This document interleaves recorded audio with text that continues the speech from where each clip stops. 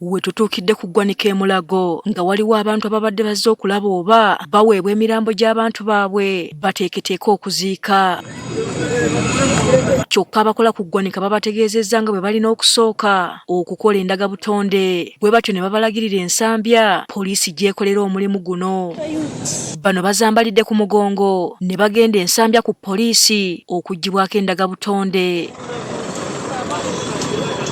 Poliisi ebawadde emmotoka yaayo yogayoga Nsambya ku Police Barracks Hospital Laboratory awabadde wakolebwa omulimu guno.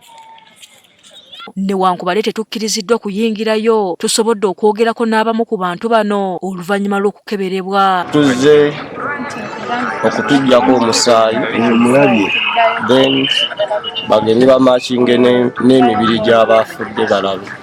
Muzenga bameka Tulinga 18.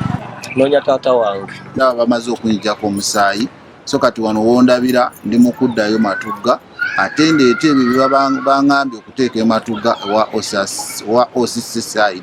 Nga ojjeeko abamanyi abantu baabwe nti baafudde, mubaddemu n'abo abazze okuggibwako endagabutonde ng'abantu baabwe tebamanyi oba kituufu baafudde. twategedde nti emmotoka y'amafuta yabadde egudde era nga mufiiriddemu n'abantu bangi betumanyi ne betutamanyi, naye kati ku kitundu kyange tuliko omwana oyo kato naye kiteeberezebwa okuba nga yagendeddemu, naye kati ennaku ziweze 2 mu bantu abafiiriddewo abasiridde tusobola kumumanya kubanga tukyasobola kulaba nti bawaliko olugoye oba ekingalo oba maaso waliwo abasiridde ddala. Omwogezi wa poliisi mu kampala n'emirwano Patrick Onyango, abantu abaggibwako endagabutonde okusinga beetaga bamaama b'abagenzi kuba emisaayi gyabwe gy'egyanguya mu kunoonyereza kwabwe. Etuyamba nnyo okutambuza emirimu gyaffe egy'amangu, tegyatulwisa, egyatugonderamu omulimu gwaffe okutambula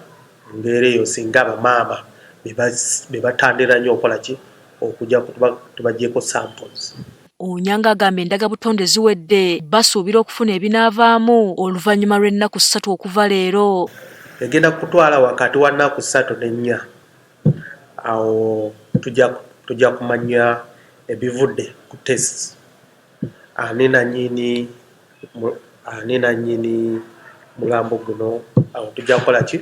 Tujja kubanga tubawa. We buwungeeredde ng'omuwendo gw'abagenzi gukyali ku 15 newankubadde abayi abali mu malwaliro bakyali bangi. Asfa Nanvuma, Agafeeyo ku Spark TV.